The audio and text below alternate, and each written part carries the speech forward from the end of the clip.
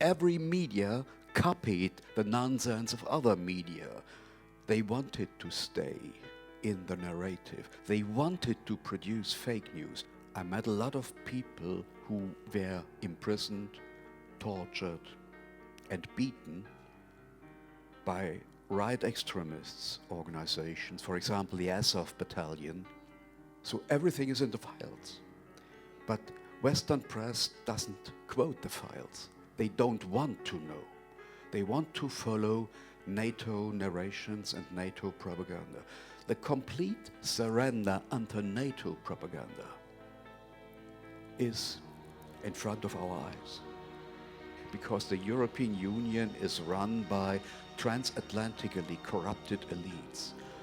Most members of the German elite linked their personal career to transatlantic organizations like German Marshall Fund, Young Global Leaders. In Western country, there is no protest, no opposition. We need a peace movement. And the demonstration in Berlin on October 3rd, we have 15 to 20,000 people. In a country with a population of 85 million, what is that? A joke? So propaganda works. Start to speak in English for my short introduction of this remarkable person. I will start to talk about Bertolt Brecht. In 1951, he wrote a letter to the writers and artists in Berlin, in East Berlin, when he saw how the West Germany was rebuilding their military with the help of the United States. And Brecht talked about that great Carthage fought 3 wars. Carthage is Karthago in Swedish. After the first war, it was still powerful. After the second war, it was still habitable. After the third, it was nowhere to be found.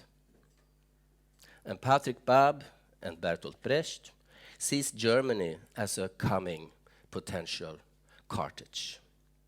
Another literary analogy he makes is from Quo Vadis. Mr. Baab makes is from Quo Vadis by Polish author Henryk Sienkiewicz. It's written in 1895. And Quo Vadis means, where are you going? And the name of this essay is Germany Quo Vadis. And the original story, Quo Vadis, is set in the year 64 AD and deals with the persecution of Christians in Rome during the reign of Emperor Nero. And he describes how Christians were tortured and burned alive as torches. Rome was during these years an empire in decline. And it is characteristic that contemporaries were unaware of its decay.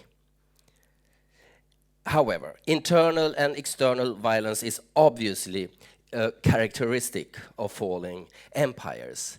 And it's so close to what we see today. In today's Germany, there is once again a persecution of dissidents who deviate politically and ideologically from the line of the power elites, just as the early Christians did back then.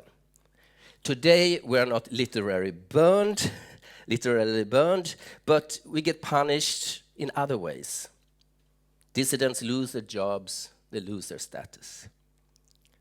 Another analogy that Patrik Baab makes is from Dostoevsky, Crime and Punishment. What Dostoevsky can teach the global South about the Ukraine war. I quote Mr. Baab. The formula of unprovoked war of aggression is pure self-deception on the part of NATO for the academic class of the global South. They see the war in Ukraine more as a defensive, preemptive strike by Russia. In line with what Niccolò Machiavelli says, it is not he who first takes up arms who is the instigator of disaster, but he who compels it. Den som framtvingar det. And you can also read this in Dostoevsky. The bloody deed has a prehistory. The student, Raskolnikov, is characterized by a mixture of poverty and arrogance. He considers himself morally superior. So, he comes up with the idea of permissible murder, tillåtet mord, with the notion of extraordinary people who enjoy natural privileges in the sense of general human progress, which, however, does not correspond to the actual situation of Raskolnikov's life. Observers from the global south likewise attest to a mixture of megalomania and being unhinged from reality on the part of NATO. Intellectuals in the global south hold the NATO states responsible for a whole series of the most serious political crimes. You know, Yugoslavia, Syria, Libya, Iraq, Afghanistan. There is no more international law. NATO has destroyed it and replaced it with a law of the fist called the rules-based order, a megalomaniac hegemon. But a large part of the world no longer plays along, end quote. So, Patrik Baab, he's a journalist who rather listens instead of talks. I hope you will talk today, though. He has covered war zones in Yugoslavia, Afghanistan, and Ukraine, and also written a book about political assassinations, among them Olof Palme. He says, a journalist's duty is to see and say, as the great Patrick Lawrence has said it. And audiatur et altera pars, that's Latin, and it means to also listen to the other side. And that is the case for Patrik Baab's latest book, Auf beiden Seiten der Front, meine Reisen in die Ukraine, på båda sidorna om fronten, mina resor i Ukraina, som snart kommer ut på Karnevalförlag i en fantastisk översättning av Henry Söderström. With that, I want you to give Mr. Baab a big, warm applaud and welcome him.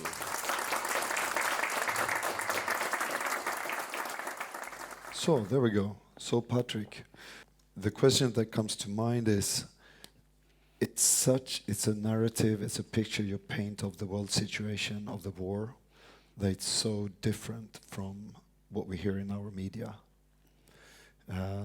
The facts that you present and the analysis, the forces behind this conflict, the economic forces, and I must ask, how did you come on this journey to come to this realization as a reporter? Could you start with your travels in Russia and how your travels and your experience as a war reporter open up your mind to look at things in this way? Well, for 40 years, I worked for the public broadcasters in Germany. I was a TV reporter and a TV editor and made my films. And in the year 97, in February, I moved from southwest Germany. I was a freelancer over there, to North Germany, to the North German public broadcaster stationed in Kiel, because they offered me a position as an editor over there. Because I was a freelancer for more than 10 years, and I thought the show is over. And in Kiel they had a magazine, a TV magazine, Baltic Report, Ostsee Report, for covering all the countries around the Baltic Sea, including Sweden, Norway, and all that, the Baltic areas, and Russia as well. And nobody wanted to go to Russia. In those days, in the late 90s, Russia was dirty, completely corrupt, and all that. And so I was, in my first days in Kiel, a freelancer, and I get up my hand and I said, every work to me, it's my money. So I traveled to Russia. And in Russia, those days, I was a nobody. And I couldn't manage to come through on my own. So I need support of Russian colleagues. And I learned a lot from these colleagues. I got in touch to a completely new country, to a new language, to a culture who's very strongly related to the European culture. And in those days, in the late 90s and through the millennium years, I was an investigative reporter in Russia. I made films on Russian fascists and illegal oil shipping to the European Union and passport smuggling and dealing, illegal passport smuggling in Russia and all that. No one accused you of being pro-Russian at that time? Absolutely not. Absolutely not. Well, I created critics by facts. It was all given by facts. And after the coup on the Maidan in 2014, I got more and more, on the background of my experience in Russia, the feeling that German mass media are lying to the people. They told stories which are completely untrue. Patrik, could you just give a short explanation of what you mean with the Maidan coup? Wasn't it the revolution of dignity? Yes, it was not a revolution of dignity. According to the study of Ivan Kachanovsky, the Maidan massacre, published in the last year, Ivan Kachanovsky is a professor of Ottawa State University in Canada, and he is of Ukrainian origin. The massacre, with about 100 killings on the Maidan, was organized and orchestrated by NATO, EU, and the United States. And he found a lot of proofs. He talked to more than 100 witnesses. He found video proofs, and he saw a lot of files. And the result is there were 8 sniper groups underway. 4 sniper groups from Georgia, 2 sniper groups, fascists of the West Ukraine area,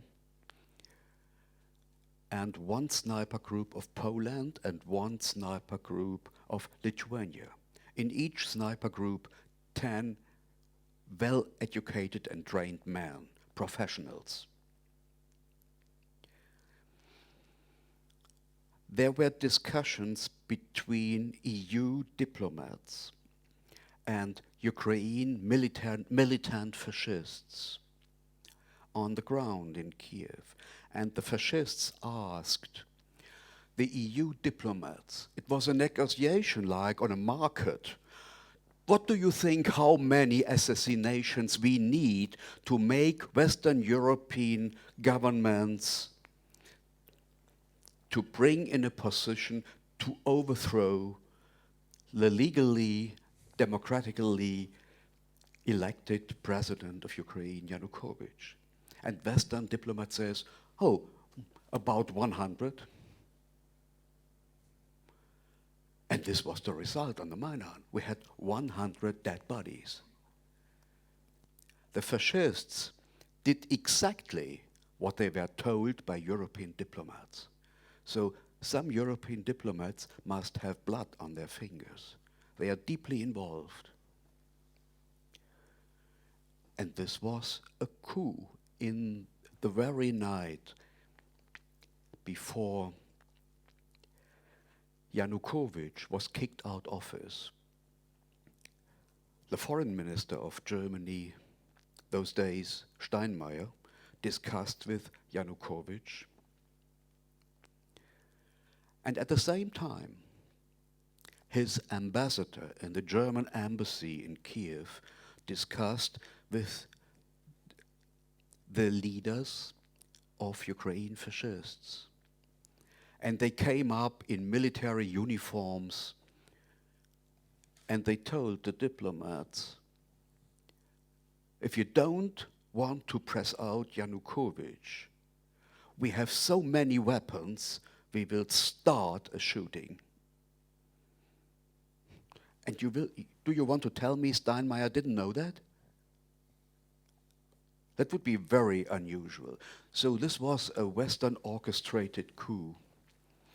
And in the time before the coup, this Mr. Parubi, Andrei Parubi, who was killed 4 weeks ago in Lvov, told the public, we have more than 10,000 men under weapons, and if the Maidan will fail, we will start a civil war. So everything is in the files. But Western press doesn't quote the files. They don't want to know. They want to follow NATO narrations and NATO propaganda. The complete surrender under NATO propaganda is in front of our eyes. And that makes every discussion so difficult. Because most people, a majority of German people, are blinded by propaganda. And so, but yes, I have to explain. But my travelings and my investigations in Russia showed me that most of things that we are told in German press must be wrong. And I wanted to correct that. This was the idea to visit France and Ukraine, first on the west side and then in Donbass, which I did. Yeah, and then you got like this enforcement of the narrative. Yesterday we were talking about you have this constant gardener that are sort of watching over the media apparatus and nourishing the ones that telling the correct narrative according to Stratcom or the Western interests. But then people are plucked out.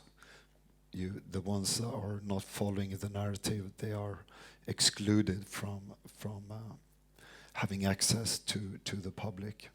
And can you tell us about your experience, how you've been sort of targeted for the truth you've been telling? So it was very interesting. So sometimes it is difficult to get into war zones. That's very clear. You have to be well prepared. The main question is not how to get in.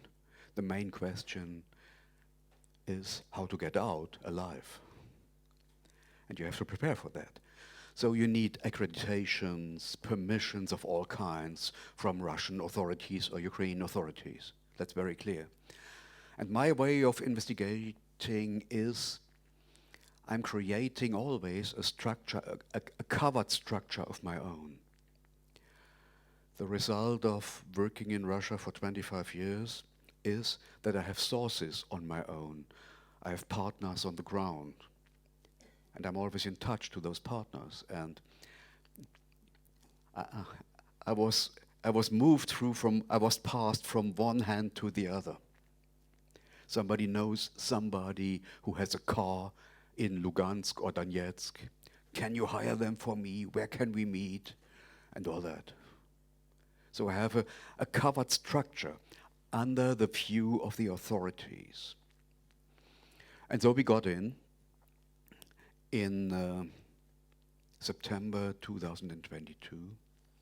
And this was the time when the Russian Federation organized the referenda in Lugansk, Donetsk, Zaporozhye, and Cherson to bring those areas into the Russian Federation.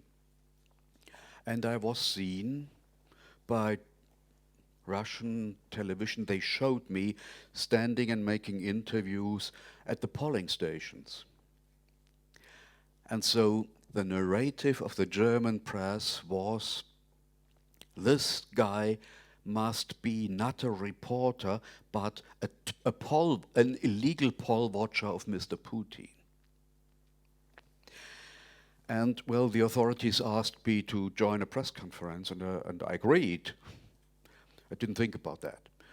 And I criticized the authorities because they had a lot of poll stations under free air in public, and you couldn't give your vote secretly. You couldn't vote secretly. And I criticized that.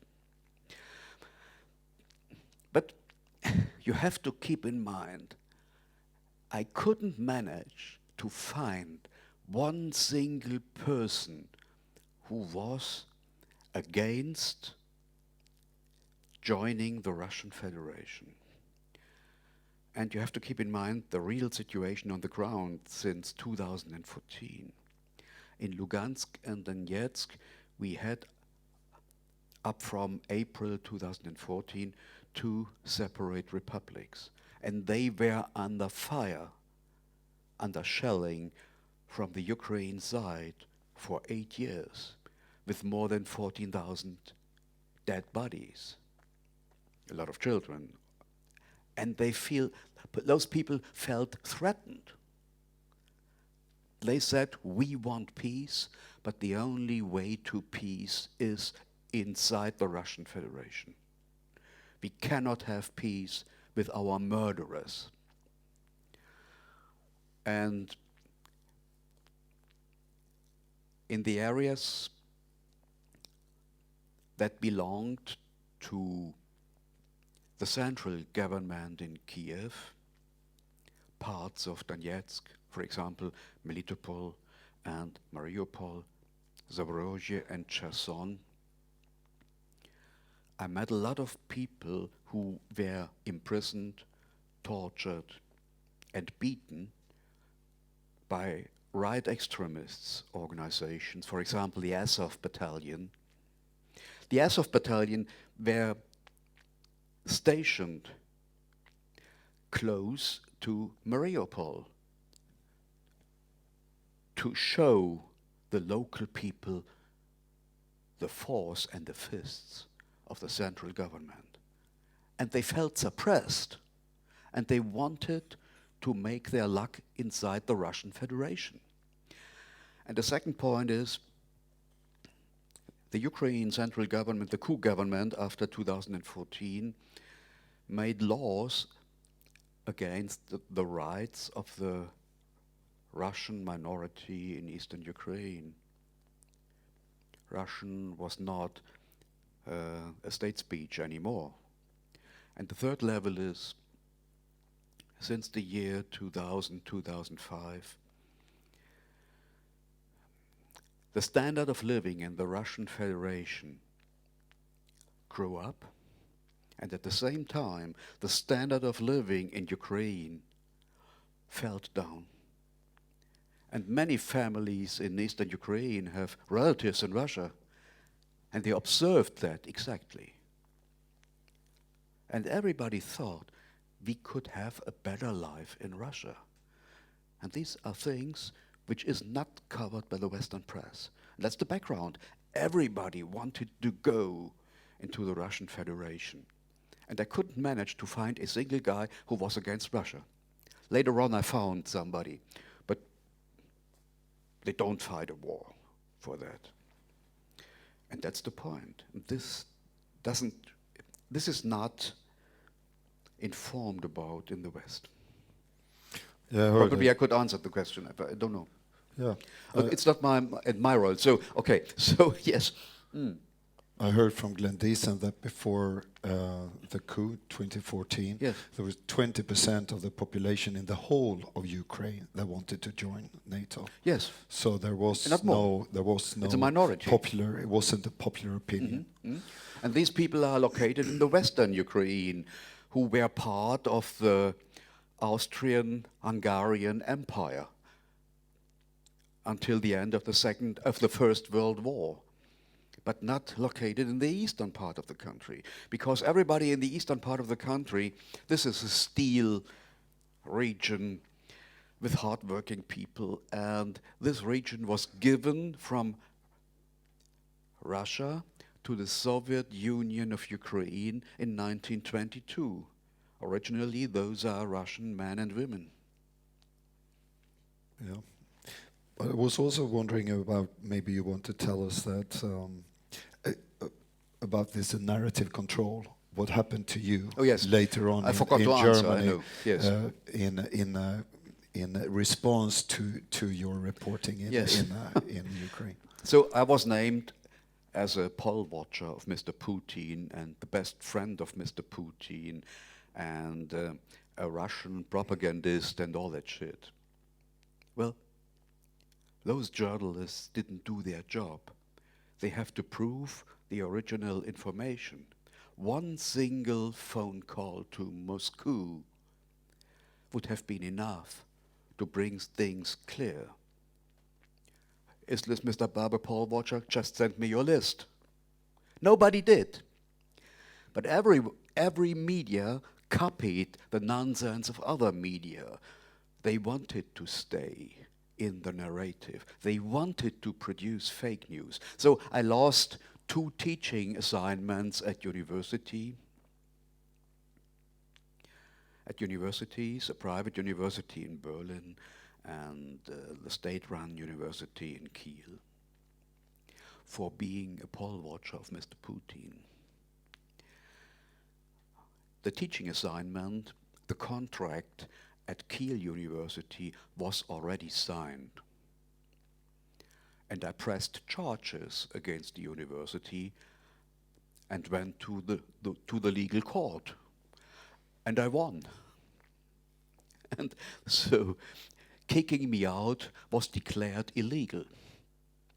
That doesn't help because the teaching assignments are prolonged from semester to semester and they won't get me a new one anymore. But I won, and this helps. Because the state attorney of Germany wanted to make me witnessing against authorities in the Donbass. And I refused to do that. As a journalist, I can protect my sources. It's allowed by German law. And I did, because everything else, to witness against authorities in a war zone, means you probably get killed next time. It's a suicidal operation. You cannot do that. You have to be quiet. Because everybody in a war zone can be blood on his fingers. And you don't know that. But you have to deal with those people. It's clear. So I refused, and I could do that. And the good thing was I had a judgment. And so all the German press came over me. And we managed, together with my students, to make a protest convention in Kiel with more than 100 people, protesters, and I hold a speech, and I published that speech. And then video bloggers asked me for interviews. And I made an interview with an Austrian video blogger who is very famous in Germany, Milena Preradovic. She's Austrian. And in a time frame of a week, this video had more than 250,000 watchers. And this was the moment I learned that I could create a kind of counter-public. I could change the narrative in Germany, partly, not overall, probably only with a minority of Germans, but it is possible to stand to the propaganda of the mainstream media. And that's what I did. That's very good. I think we can end on a positive note and have a short break, and then we take questions from the audience. Oh, first of all, thank you so much for all your work, Patrik. I'm curious. You set a timeline for the decline of the West, which of course was rhetorically meant as a guessing, but you said in your text here 100 years. Could you elaborate on that? And do you see any alternatives for Europe? The Roman Empire needed 500 years. But the coming up of the American Empire worked out very fast. In around the years 1990, with the breakdown of the Soviet Union, 1991, the opposing powers came up very quickly. China and Russia. And I think the Americans, Washington, and the American intellectuals made the wrong decisions.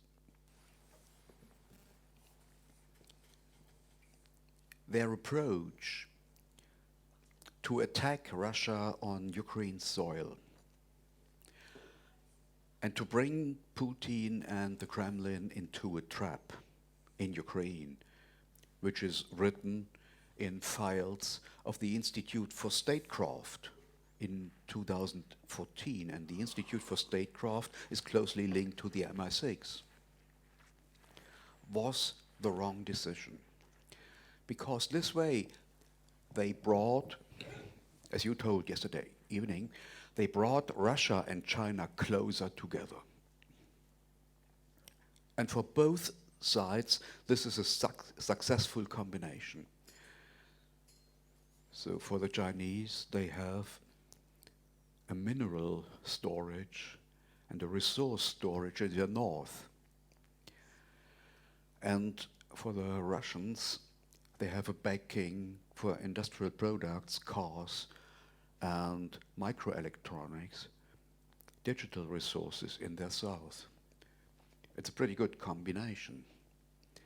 And I think the Americans, the NATO countries, miscalculated this situation. And an American president who did it calculate right, I don't like this president, of course, was Richard Nixon and his minister Kissinger. He always tried to separate Russia and China, and it worked. And sometimes Washington had a better relationship to each, China, Beijing, and Moscow, as those both with each other. And I think this was the right strategy. And now they made a mistake, and Mr. Trump tries to get out of this trap against the deep state in the United States, which is very difficult. And I think this small group in the administration, the Trump team, has not the power to fight the deep state inside the United States. That's the problem. And now they are choosing a way out. And the way out for the Americans is to send in the Europeans, to Europeanize the war. And what the Europeans are doing, that's their business. And that means Ukrainifying Europe. Ukraine is? That means Ukrainifying Europe. The European Union should, according to Washington, pay the price of the war. They should pay the price for the rearmament by buying American staff, military equipment, and probably they should go in and send an expedition corps to Ukraine's soil to fight the Russians. They want to have the Russians busy without being involved directly. That's the point at the moment. And Mr. Trump underestimated that this war cannot end without meeting the Russian demands. Because for the Kremlin, this is a war of decision. It's an all-in war. They cannot accept to have American missiles 500 kilometers away from Moscow. It is similar to the Cuban crisis. The Americans couldn't accept to have Soviet missiles on Cuba just 80 miles away from their own country. No superpower can accept that. It's a knife on their gorge. And that's the point. So Yeah, it is difficult to get out. And a knife in a hand in a person that clearly states that they want to do harm. Absolutely. Yeah. I don't know if it is for 100 years, but I know the American economy, and this economy is really very strong. The country is de-industrialized, but they have an advantage in microchips and digital platforms and all that. It means they can control the information space. And they are in the middle of a competition in the sector of artificial intelligence with the Chinese and Taiwan. And both sides are linked to each other. For example, Apple is producing in China. It's not so easy. And when Trump came up with the idea to bring Beijing under pressure by tariffs, Beijing sold out American bonds and bought gold. And this was the reason for the gold price went up to an all-time high level. This is the background. And the Chinese showed the American, you want to set us under pressure? It will be a boomerang. We can show you that. So for the Americans, it is very difficult. They cannot fight the Chinese and India with all means because of economic dependence. But what they can do, they can suppress and exploit the European Union, because the European Union is run by transatlantically corrupted elites.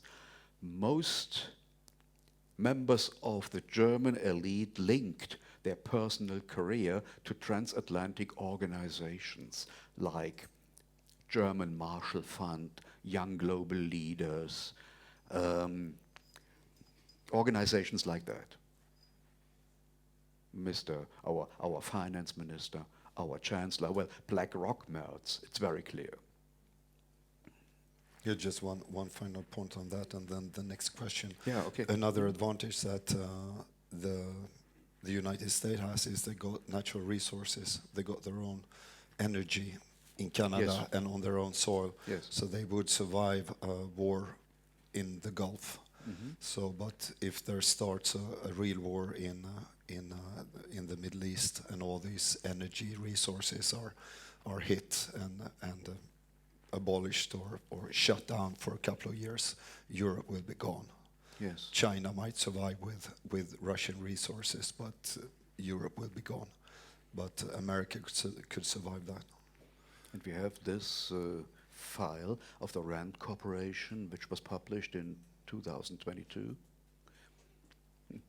His deniability was It was denied. denied. It was denied. At the same moment, and they declared the only way to stabilize the American economy, to re-industrialize the American economy, would be to cut the Europeans from Russian resources and Russian gas, to make the European countries less competitive. And that worked. And the only way to bring the Europeans in such a situation could be they lead them into a war in Europe. And that's the war in Ukraine. Maybe you should explain that what RAND is. RAND is the RAND Corporation. It's a think tank. Yes. Is a think tank of the Pentagon. Yes. So what they Yes. write is very. You have to take it seriously, even though this was a leaked report that they claim was not real. Yes. But many analysts, like Ola Tunander, he thought it was fake from the beginning. But things have played out in a way that is very consistent with the prognosis in this report. So more and more people Yes. think it's real now. Yeah, next question. Next question comes Tobias. here. Sorry, Masse först. Yeah, okay. A question in relation to the sanctions imposed on two German citizens, Alina Lepp and Thomas Röper, Röpner. They have been their assets have been seized, and they lack the possibility to appeal this decision, just for being, as it's called, spreaders of Russian disinformation within the European Union. Are you in any way worried that these sanctions might in future be applied to yourself? Yes. Yes. It's a very short. It's a simple. short answer. The Thank next one will be Professor Ulrike Guerreau and me. And, well, Alina Lip and Thomas Röper are living in the Russian Federation. So they could not be prosecuted by German justice. And I have to declare, first of all these sanctions are completely illegal. All these sanctions packages of the EU are completely illegal because they are not prepared by the United Nations or the Security Council. So this is the reason they are acting completely illegal. Is this some sort of continuation of the Magnitsky Act? Because that was when you started to change how you use these sanctions, and you used it to, and you started to target individuals. Yes, the Magnitsky Act was the first step. And they tried to do it more and more and more and got deeper and deeper into the sanctions. And these sanctions does not work because of two reasons. The first reason is after the Magnitsky Act, the Russian Federation learned and experienced to deal with those sanctions by transforming its own economy. And most countries of the world are trading with the Russian Federation. More than 150 countries are dealing with the Russian Federation. And in such a situation, Western sanctions cannot work. But the reason to put Alina Lip and Thomas Röper under sanctions is not to focus on Alina Lip and Thomas Röper. They try to create preemptive obedience by producing fear. That's the problem. And another aspect of this... And one more sentence. And those sanctions against Lip and Röper of the European Commission are not produced in Brussels. It's like a kickback business with the German Foreign Office. They are involved. It's a Berlin business and not a Brussels business. That's the point. And another aspect of this, we've seen a privatization of the sanctions weapon is being put to, for example, banks and other financial institutions like PayPal. So they enforce sanctions by not servicing certain people. And that started with WikiLeaks 2010, I think, when Visa and MasterCard refused to send donations to WikiLeaks. And then we seen it in many areas that they use this. Yeah. This is the strategy, and many dissidents in Germany are facing those threats. Their bank account were cut off. They can't search for another bank.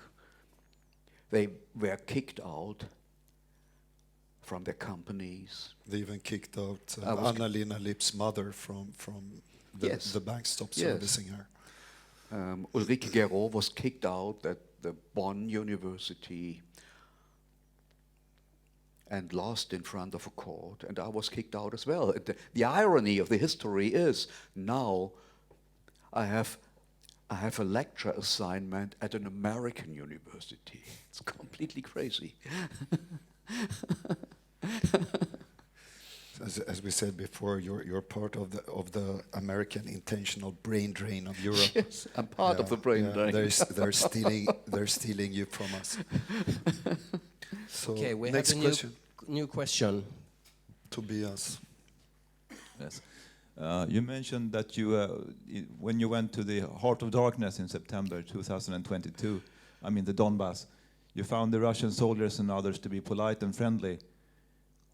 I understand you were also on the Ukrainian side. Could you tell us what it was like there? Was it the same or somehow different?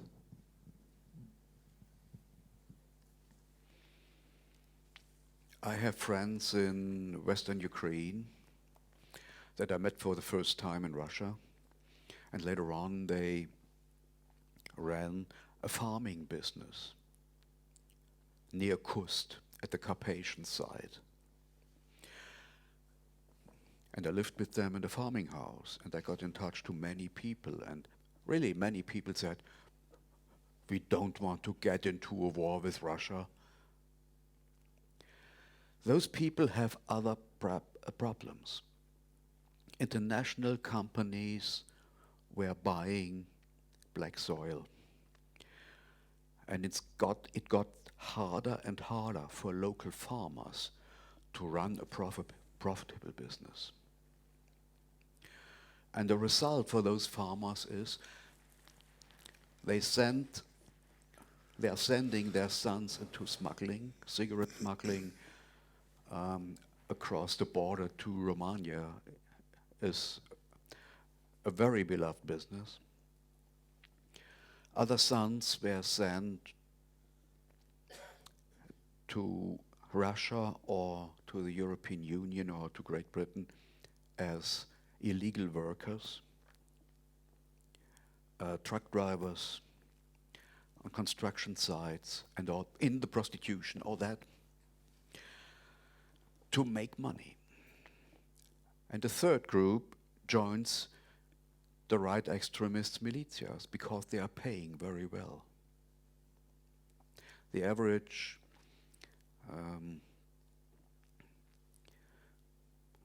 amount is $250 in those regions a month. The militias are paying $400 to $450 a month. And this motivates to go into this war business. And the propaganda is supporting that. They can present themselves as war heroes. And, well, on the Western side, on the government side of Ukraine, the propaganda works very well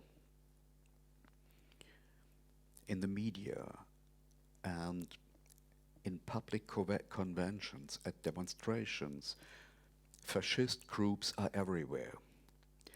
This is not only a military group, it is a mass movement with camps for students and children and all that. And you heard or read that public places, streets and all that were renamed from, for example, Gorky Street to the names of former fascist leaders in Ukraine. Thousands of cases. They are burning Russian books in libraries and all that. And that works. And this has an outcome for the normal people. And it's an interesting story. I was picked up at the airport in Lvov by a friend of mine, and he brought me to Ivano-Frankivsk and Khusk, 250 kilometers south. And we drove overnight. And we were telling stories, and he told me something about working in Russia on construction sites and all that. And someday he said, well, for us here now, Hitler is a hero. I know you Germans don't like it anymore. It's absolutely crazy. Hitler in Ukraine is a hero today. Did you say what year was this? This was in 2021, just on the very edge of the war. And I planned with my friend, those farmers, to go to Donbass in the next year. Our plans were focused on the year 2022, and we wanted to go in September. And then the Russian invasion came, and it was impossible. We thought it is impossible to cross the front line. And they refused to go with me. And of course, suddenly they had other problems. And I chose another partner. And we tried to get in through Kaliningrad, Moscow, Rostov-na-Donu, and then from the eastern side to get into the war zone. And this was successful. And now I'm on the death list of the Ukraine Secret Service, Miro Tvorez, because I was in Donbass and on Crimea. We have a new question. Oh, and on so propaganda and the public sphere on the other side.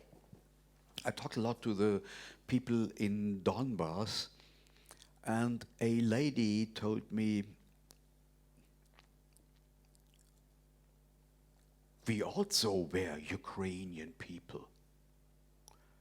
Why did they shoot at us? And now we must go the deal with Russia. We have no other option. And a friend of mine was killed by a HIMARS missile. And some months later, I visited his grave with his mother-in-law and his daughter. And we stood beside the grave, and so the ladies were crying. They stand in their tears, and I asked them, what do you think? And the mother-in-law said, he was 72. I don't want this war. And I know many young people are dying, that's a pity. But for us, they are heroes. We have to be strong, and we are fighting for our family's ground. We are living here, it's our family. And we have to fight on the Russian side. And that's the difference. I met former Ukrainian soldiers who crossed the front line and now are fighting on the Russian side. And they told me, what is that war for a kind of war? We are brother countries. And this war was implemented by the West. It's completely senseless. And we have to fight this fascist government in Kiev. So I think in mass media in the West, they underestimate the role of the Maidan coup and the result of the Maidan coup. A wave of violence rolled over the country to the east. We have these massacres in Odessa, in Mariupol, and in Zaporozhye as well, all over the plain, all over the map. And this is a part of the collective consciousness of those people. All attacks are coming from the West. First you send us Napoleon, then we had the First World War, then we had the Soviet-Polish War in 1990 to 1920, then Hitler came, and now the next try, we have to fight our enemies in the West. And the West is underestimating this point, the collective memory of being threatened by forces of the West.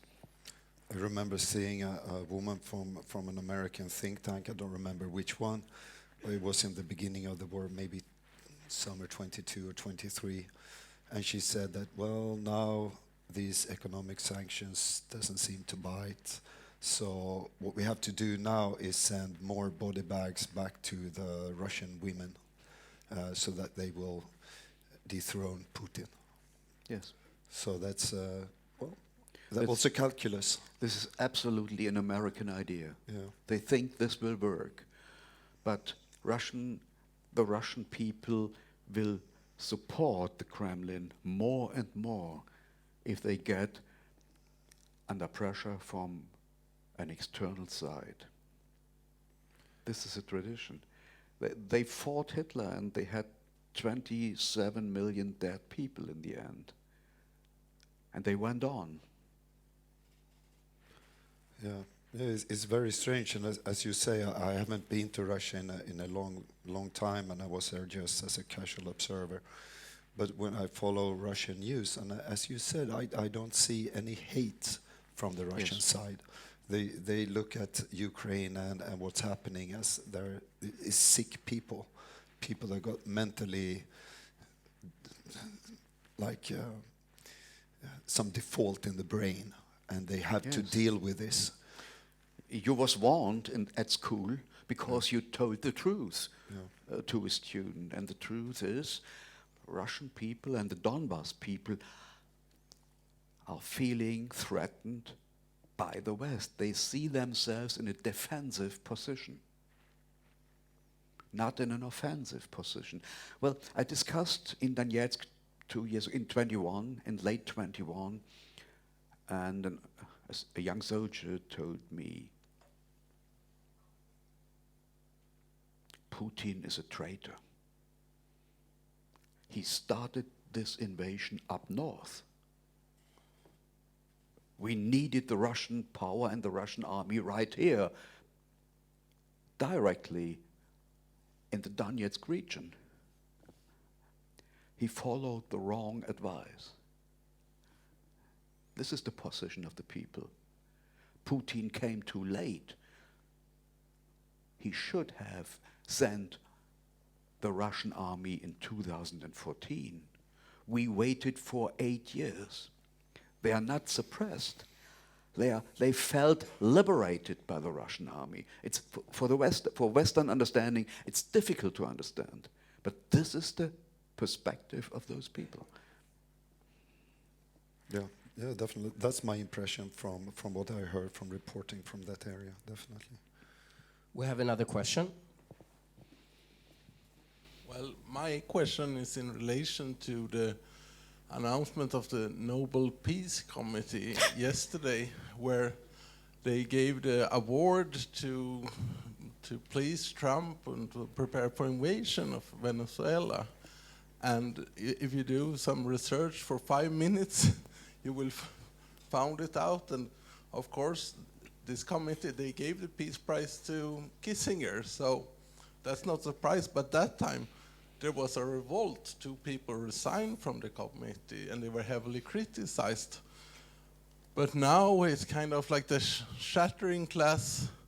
They applaud this, which is a big disgrace. And it's like a society that is totally based on lies, and is totally racist also, because you're not listening to the voices of people in Venezuela or people from Latin America who is now threatened by Trump. So I think also, when I heard you in the polls, also think, why can't people from Donbass, why can their voices not be heard on, for example, Swedish television? Because I think in so many international questions, you're not allowed to hear what people are thinking that come from that region. It's always these people that is put forward that aligns with Western opinion. So. During the Maidan coup in February 2014, a sniper group entered the hotel room in Hotel Ukrainia on the 5th or 6th floor with their guns.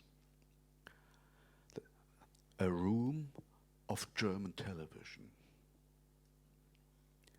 And it was not allowed to report that on German TV. So some reporters got out of their jobs. They wanted to do that anymore. And the public broadcasters and the big German newspapers and magazines drew their reporters out of Donbass. So it was no reporting. Only a few people were in. I think Reuters were in, some reporters of the Russian Federation, local reporters and so on. They did not want to report. They tried to cover up the situation in the Donbass. and a advisor of OECD, European Organization of Peace and Understanding or somewhat, wrote a book in the last month. It was published in the last month. And he wrote in this book that he reported many cases of assassinations and torturing of local people.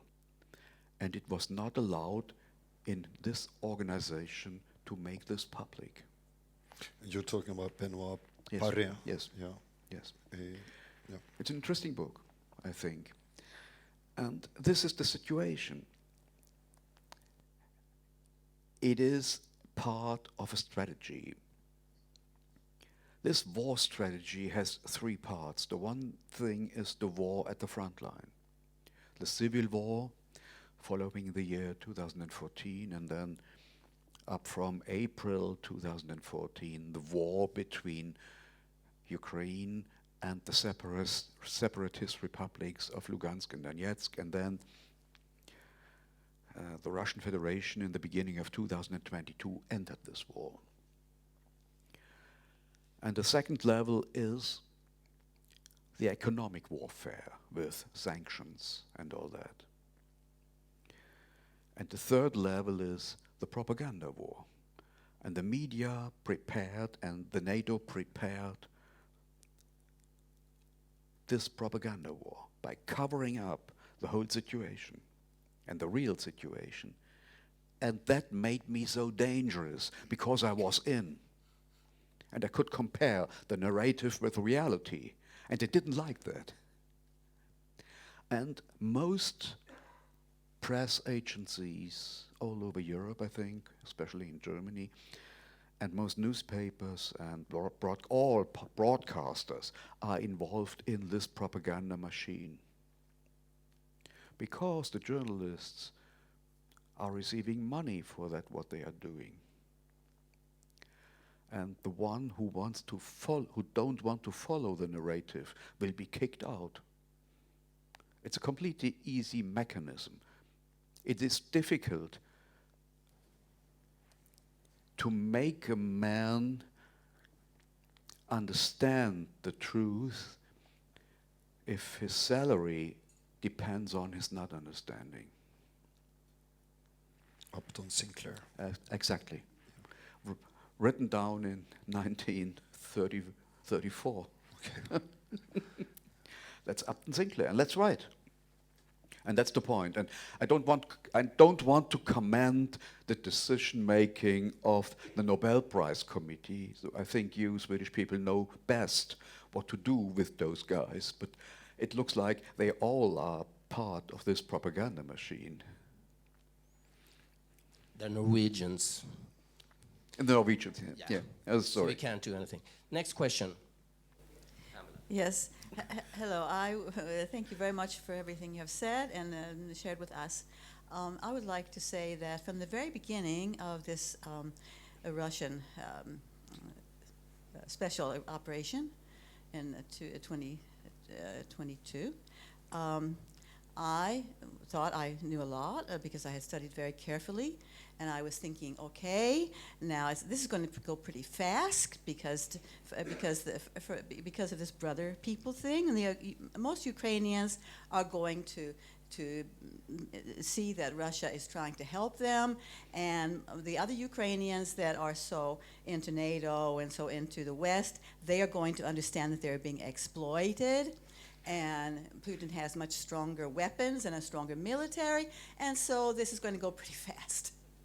So I'm very, very surprised now that we are already into 4 years, and we keep this hearing that the Ukrainians are so strong and they are really, really standing up for themselves, even though they are so they have such a high death rate. And they don't have as good weapons, they don't have any air defense and all this. So I was wondering, don't you think this is a little bit troubling that it's taking so much time? And now with the tomahawks maybe coming in and so on, how much time realistically do you think it can take? Do you think maybe Putin actually has underestimated the situation. Thank you. From my point of view, the goal of the Kremlin was to bring the Western powers into a negotiation process on a pan-European peace order and an equilibristic of powers. But this is something the West did not want. So the Russian troops entered the war in February 2022 with 100,000 men, plus 90,000 militias from Lugansk and Donetsk, who were badly weaponed and all that. So almost 200,000 men. It's in a space, in an area like Ukraine, it's ridiculous. You cannot win a war with 200,000 men. It's impossible. He just wanted to start a negotiation process, and this process started in March, and late February and March, almost at the same time, between the Ukraine side and the Russian side. And with Mr. Johnson, the West blocked this negotiation process, who came almost to a conclusion in Istanbul. And the background is that the Ukraine government is financially in the hands of the West for many years, for decades. They are dependent of Western financial aid. And since 2014, the Ukraine government, the whole country is ran like an American colony. And that's the background. And I think the Russian Federation made a big mistake to attack from the north side. And they had a lot of casualties. And they tried to make a coup with a company of paratroopers near Kiev. And this operation failed completely. I think it failed. And so the Ukraine side and their Western supporters were well prepared to stop this attack from the north. And they were also well prepared. They bunkered the complete Donetsk and Lugansk region.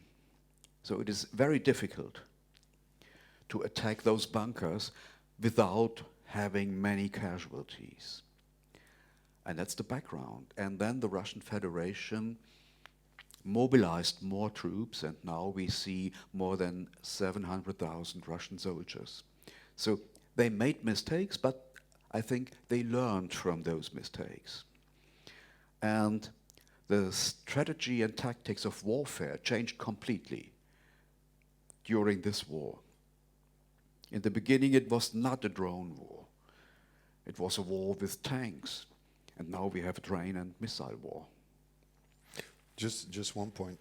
I think this first operation might have been a success in one way, diplomatically towards the BRICS Probably, countries, yes. because they show that they were prepared to do everything, even having such big casualties, to try to get a peace with Ukraine without having to start a full-on war. And I think this might have shown countries like India and Brazil that they were serious about trying to solve this conflict, and it helped them to get their narrative. I don't think they care much about the Western audience because they can't influence them. But in China and countries like that, I think it might have been a diplomatic success anyway. But that's just my theory. It's an interesting argument. Yeah. In general, this Ukraine war shows the countries of the South, especially India, Pakistan, China, Indonesia, those countries, also the countries in the Americas, that the Americans and the NATO can be stopped. And this is an important point. The West can be stopped, and this encourages the BRICS movement. Okay, thank you for all your interesting points. You have been talking quite a lot about NATO and about Russia and about the United States and so on. And I just wanted to ask one question, perhaps a little bit simplistic, since we're now in Sweden, and well, we all know about this tradition of neutrality in Sweden for 200 years and so on, and we know about the collaboration with, understanding with Finland and so on.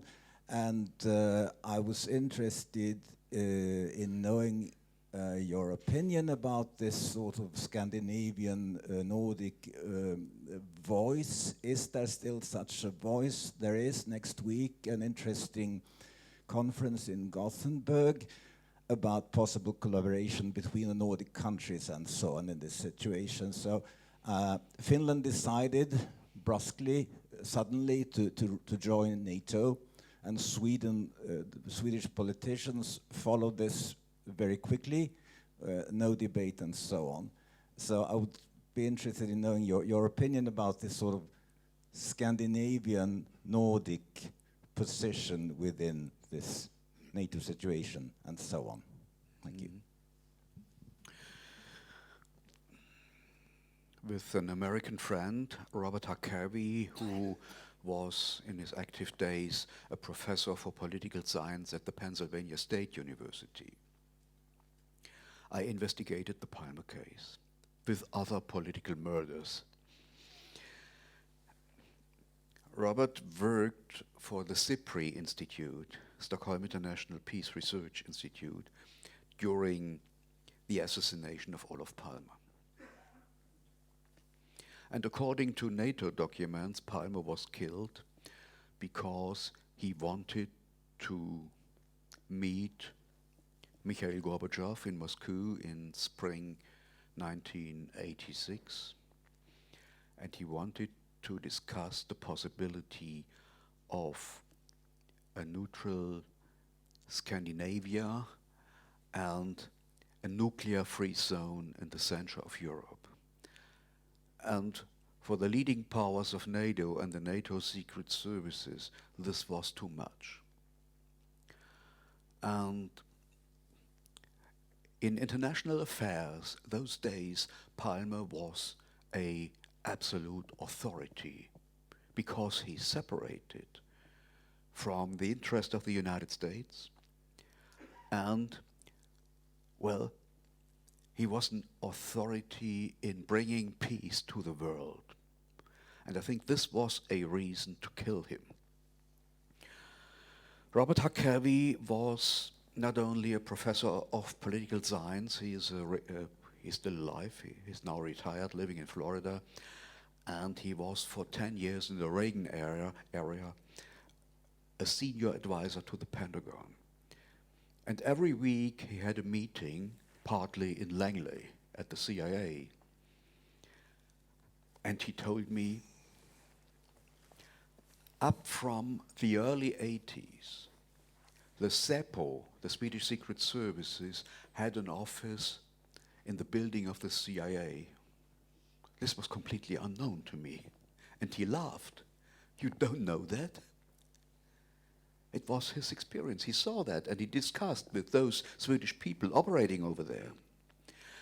And that means in the background that Swedish elites were always closely linked to Washington. And the bringing in of Sweden into NATO was planned long ago. They waited for a good chance, for the good moment. And that's the process. And they used the war in Ukraine as a transmission belt to bring Sweden into the NATO. And now you're in. And I think that's a mistake. You will pay a lot of money for rearmament. You will be part of a new space of warfare in the Baltic region. What's that? It's just Sweden got part of the fight of the unipolar world against those forces who want to get a multipolar world as an American tool and transmission belt, like Germany already is. Thank you for enlightening your enlightening speech and coming here. What I'd like to ask is, from what I've learned is, oh, sorry. No, okay. Ukraine means borderland, just as Krajina in the Balkans. So there are a few other minorities in Ukraine, Romanians, Hungarians, Tatarians. I don't know if they're still around there, but would you know anything about their fate, so to say, presently? Or are they also sort of under Ukrainization sort of oppression, or like the people in Donbass and Donetsk? Mm. Well, in the Ukraine constitution, they speak of a ethnical nation of Ukrainians. And this is a threat against all minorities in Ukraine. And in summer 2022, just before I arrived after I arrived in the Kursk region, in the Kust region, there were protests in Kust because women missed their men who were at the front line. There were protests, and these protests were suppressed by the police. And the mayor declared these were the women of the Hungarian minority right here. They all are illoyal. And you feel the minority, they tried to bring minorities into an opposition to themselves. And that's the process. And many people of Hungarian origin fled the country and went to Hungary. Many people are at the front line, and some are at home. And I think that the government in Budapest will someday say, we will have our country back. And this is the same with the Polish borderland. The longer the war will last, the bigger will be the possibility, the bigger will be the possibility that other neighboring nations will try to divide the country in different parts. So the work of destruction of the West will go on and go on. And in the end, we probably have a Russian part of Ukraine, the eastern side of Donbass, possibly Kharkiv in the north, and Odessa in the south, and a western part of the Donbass, as we had it after the First World War. I think this possibility is at high stake, and this could be the end. But look at the map.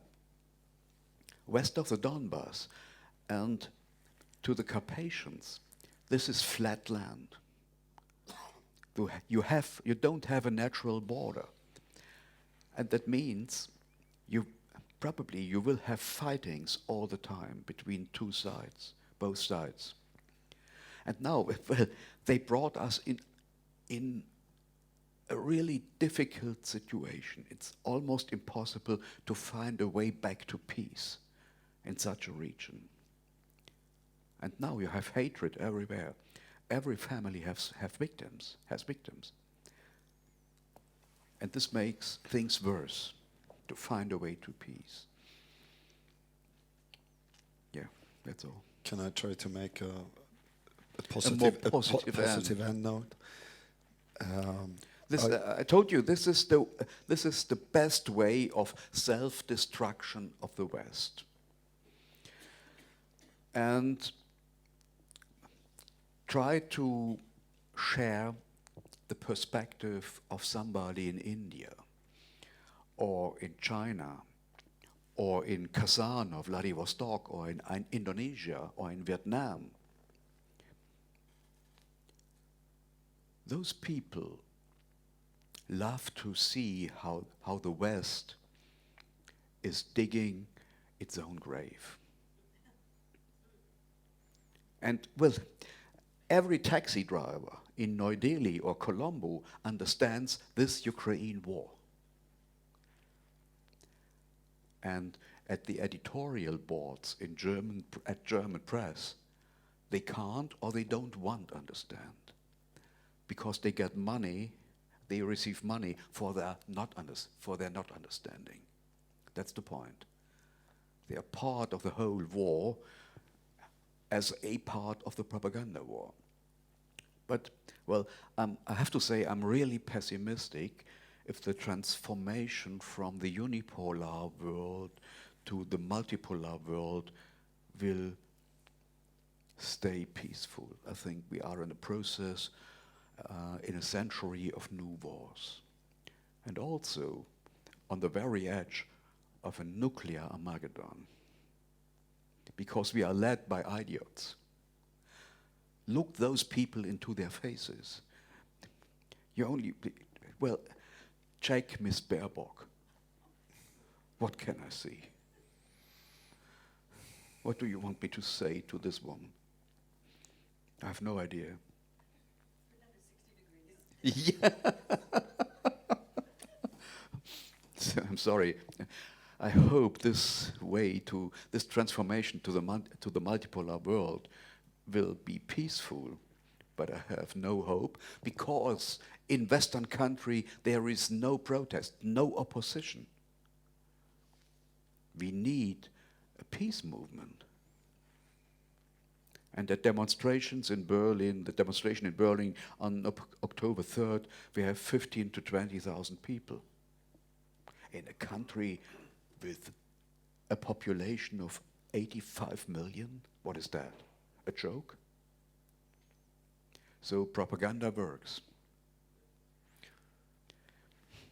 But if we just look at Ukraine and what will happen there in the coming years, I told you about a clip I saw about a Chechen fighter in Ukraine, and he was talking to a number of Ukrainian prisoners of war, and he told them that, brothers, we know what you're going through, because a big Satan from the West came and did the same to our country.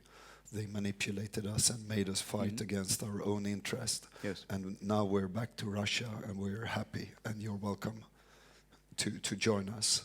And then you got Arestovich, who's been like the advisor for Zelensky, and he was predicting this war almost to the month in 2019 or something like that. But now he's saying that our future, if I become president, I will go to Russia and I will settle for peace with Putin, and I will promise we will never ever fight with Russia again. And don't you think that that kind of spirit and understanding is growing underneath the oppression in Ukraine? Yes. And the fighting forces of these Ukrainian men that left from Russia preparing, and that the Russian Secret Service together with these forces are preparing for a coup, and at least having the maybe not the western furthermost parts of Ukraine, but the central part, the bulk of Ukraine could flip. Well, you have to make a difference between ordinary people and the government and the elites. But isn't that the denazification process if we try to imagine what the Russians, how do they technically want to implement that? I cannot combine these questions. Okay. These are different questions. Okay, in my mind, they. What can I say? I talked to many people in the western part of the country, and they didn't want war with Russia. And they knew exactly that Western powers are trying to use Ukrainian people as a tool, and that Ukraine is paying the price. When we discussed the Maidan, they were laughing at me and said, most demonstrators at the Maidan were paid. Didn't you know that? Everybody in Ukraine knows that, but not in the West. And because people know they were used as a tool from Western powers, more and more people say, let's make peace with Russia, and the best way to assure this peace would be to be a part of the Russian Federation. But this stops in the middle part of the Ukraine. The western part of the Ukraine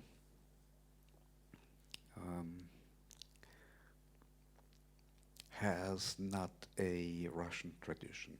They are very close to the West. And this was reinforced by many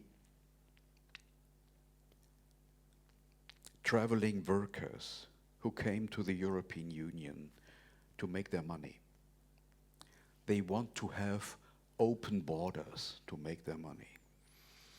And at the same time, the eastern part of the country want to have open borders to Russia, because the eastern Ukraine industry was very closely linked to Russia.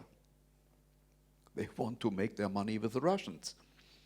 So in the end of the show, we will have a divided country. That's my perspective. And yes, for Eastern Ukraine people, this was the second part of the question, it is a process of fighting against fascism. And fascism is the government in Kiev. Well, I'm optimistic that we will see a coup against Zelensky, because the end of the war is not only the political end of Zelensky, but also probably his physical end. But this will be a coup of other powers, other right-wing powers surrounding Zelensky, because those men and women, those right extremists, are controlling the security apparatus. And only the security apparatus can do something. You have no weapons in the country, except the front line. And Ukraine is a military dictatorship. You have not the space to organize something. Secret service is everywhere. You have to denounce your neighbor before your neighbor will denounce you. That's the situation, like in the Third Reich. Have you got any sort of idea of how many prisoners of wars? No idea. No idea, yeah. So I think we're done. I think we've covered the topic from one end to the next and on different levels. And yeah, thank you very much, Patrik. I thank you for the invitation. Thank you very much. Thank you so much. Thank you so much.